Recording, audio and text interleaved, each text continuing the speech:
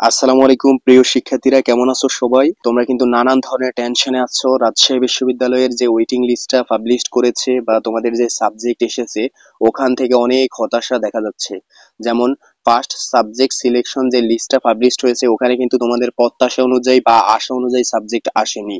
So অনেকে comment করেছো, ভাইয়া ওয়েটিং এর যে বিষয়টা ওটা বুঝতে পারছি না কিভাবে কাজ করবে। অর্থাৎ আমার পজিশন হচ্ছে 1300 1200, অনেক দূর ওয়েটিং দেখাচ্ছে বা 300 400 ওয়েটিং দেখাচ্ছে একটা সাবজেক্টে, তাহলে কি আদৌ কি সাবজেক্ট আসবে কিনা। তো এই বিষয়টা নিয়ে কথা বলবো। তোমার এবার কত পর্যন্ত যেতে পারে পজিশন, এবং অবশ্যই তুমি সাবজেক্ট পেতে পারো কত পজিশন থেকে, একটা সম্ভাবনা নিয়ে কথা বলবো। এগুলো নিয়ে আসলে শিওর কোনো কিছু বলা যায় না ভাইয়া, তবে অনুমানের উপর বা পরিসংখ্যানের উপর ভিত্তি করে ভাইয়া সব সময় কথা বলার চেষ্টা করি।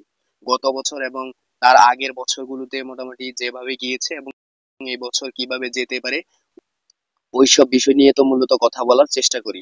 সো প্রথম থেকে শেষ পর্যন্ত ভিডিওটি যখন তুমি দেখবা মোটামুটি ক্লিয়ার একটা ধারণা পেয়ে যাবা যে আসলে রাজশাহী বিশ্ববিদ্যালয়ের সাবজেক্ট সিলেকশনের পরে যে রেজাল্টটা পাবলিশড হয়েছে, অর্থাৎ যাদের যাদের সাবজেক্ট এসেছে তাদের এখন কি করা উচিত, এবং যাদের সাবজেক্ট আসেনি ওয়েটিং থেকে কতটুক যেতে পারে বা ওয়েটিং এর বিষয়টা তোমাদের সম্পূর্ণ বুঝিয়ে দিব খাতা কলমে। সো অবশ্যই সাথে থাকবা প্রথম থেকে।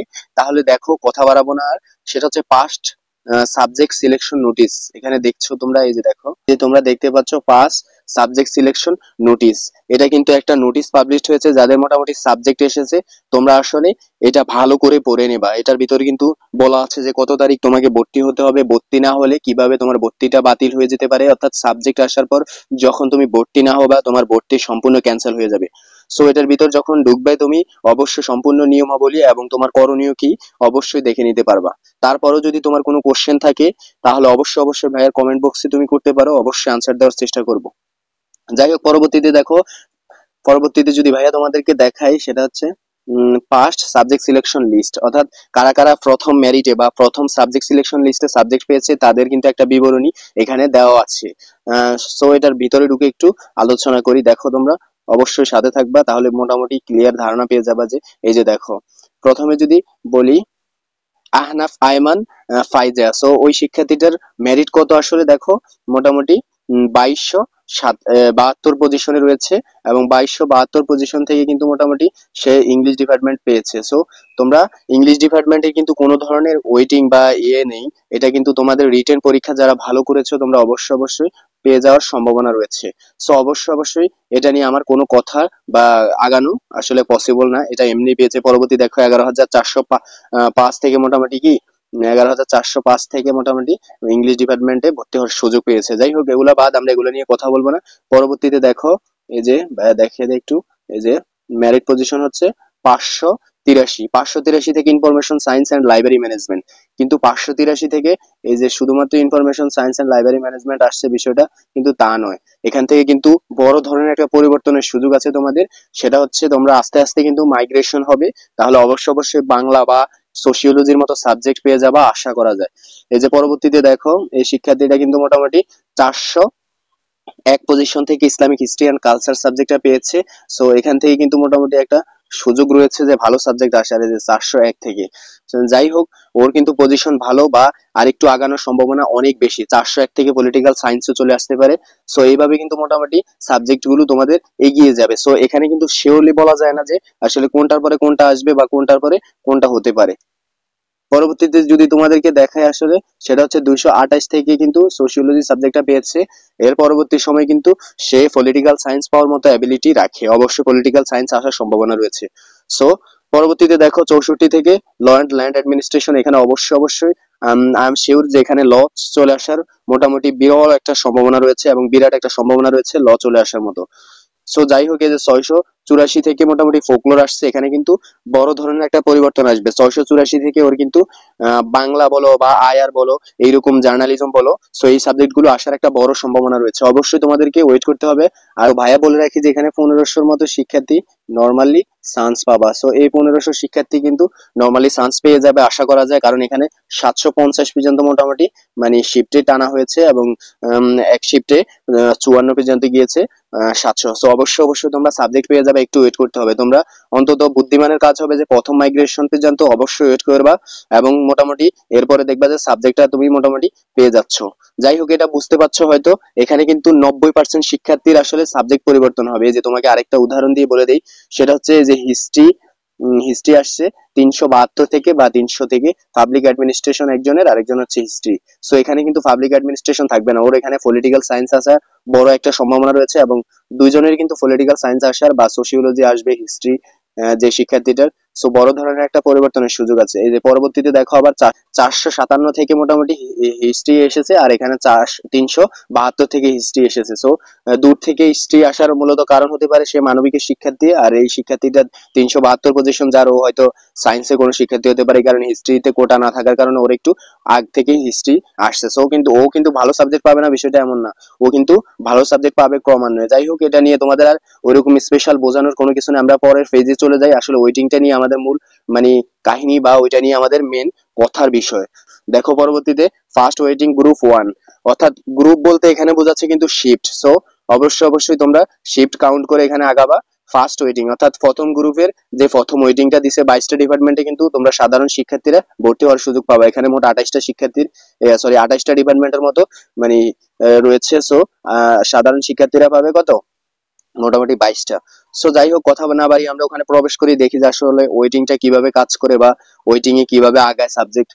সো খুব প্রথমে দেখাই তোমাদেরকে, এই যে প্রথম একটা শিক্ষার্থীর কিন্তু 1800-র মতো, এই যে দেখো তোমাদেরকে একটু চিহ্ন দিয়ে দেখাই, এই যে 1800-র মতো পজিশন, বা 1828 বলো, যাই হোক 1800 ধরি আমরা, 1800-র মতো পজিশন ওর কিন্তু। ফিলোসফিতে ওয়েটিং কত দেখো ভাইয়া, ফিলোসফিতে কিন্তু ওয়েটিং ওর মোটামুটি 1067। সো 1067 ওর কিন্তু ফিলোসফি আসার মোটেও কিন্তু সম্ভাবনাটা নেই। আর এখানে ওয়েটিংটা মূলত এম মানে হচ্ছে মেরিট বোঝাচ্ছে, বা তোমার মেধা, এই যে উপরে লেখা আছে, আমি তোমাকে একটু বুঝিয়ে দেই, যে উপরে লেখা আছে এখানে, সেটা হচ্ছে যে এম মানে হচ্ছে মেরিট,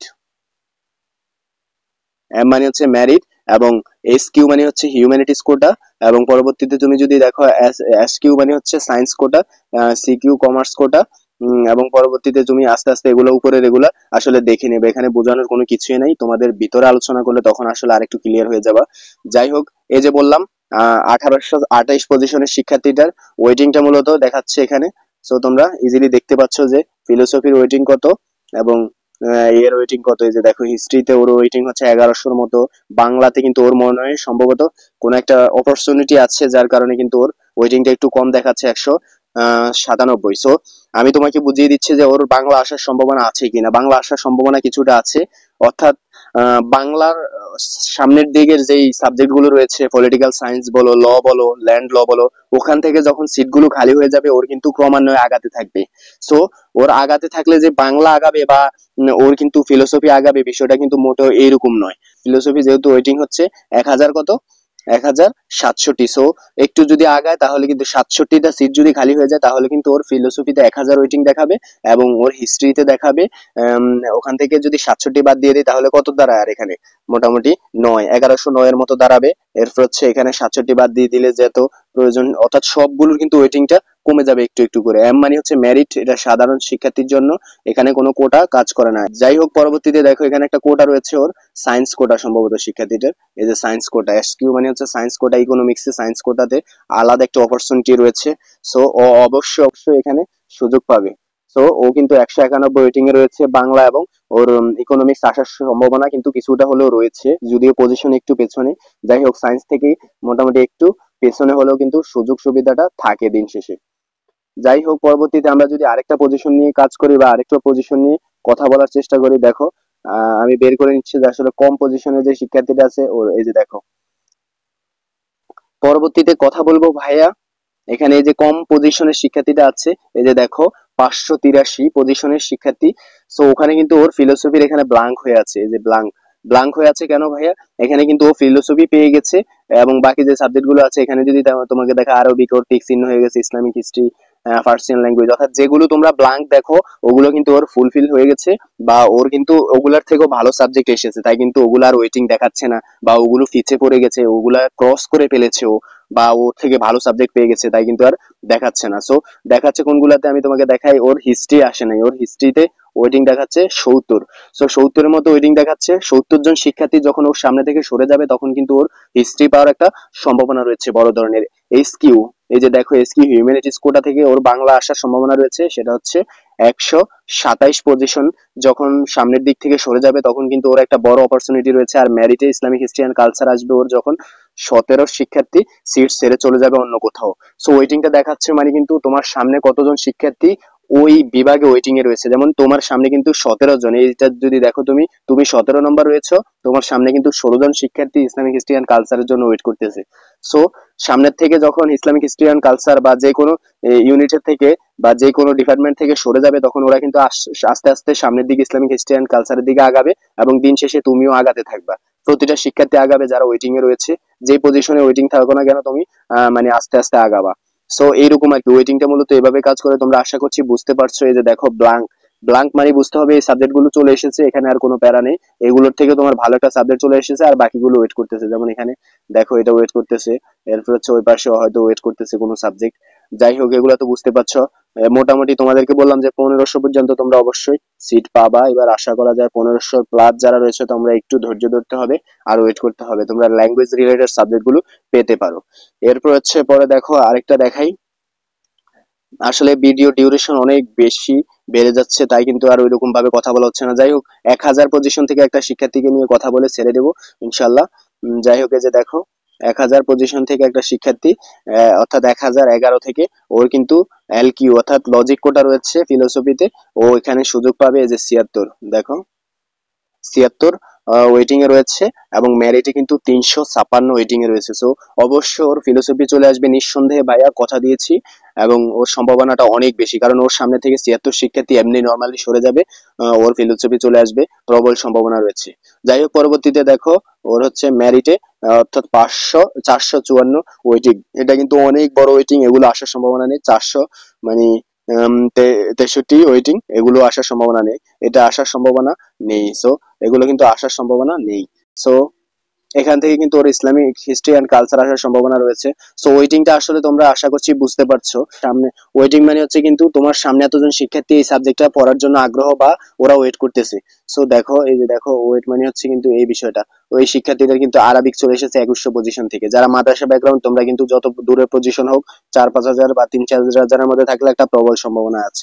এই যে দেখো ওয়েটিং মানে হচ্ছে অপেক্ষা করা, এম মানে হচ্ছে মেরিট। এই যে উপরে তোমাকে দেখায় দিই ভাইয়া, উপরে কিন্তু মোটামুটি লেখা আছে যে এটা দেখো, এটা পড়বা তোমরা আগে, ওই ওয়েটিং লিস্টটা দেখার আগে এটা পড়বা এবং এটা সম্পর্কে ভালো ভাবে আগে বুঝে নিবা যে মানে এ কিউ দ্বারা কি বোঝাচ্ছে, এরপর হচ্ছে এস কিউ দ্বারা কি বোঝাচ্ছে, যে দেখো এটা দ্বারা কি বোঝাচ্ছে। এগুলো যখন তুমি বুঝবা তাহলে অবশ্যই অবশ্যই তোমার নিজের ম্যারেজ সম্পর্কে নিজে অবগত হবা, অবশ্যই বোঝাতে পারবা অন্য কাউকেও।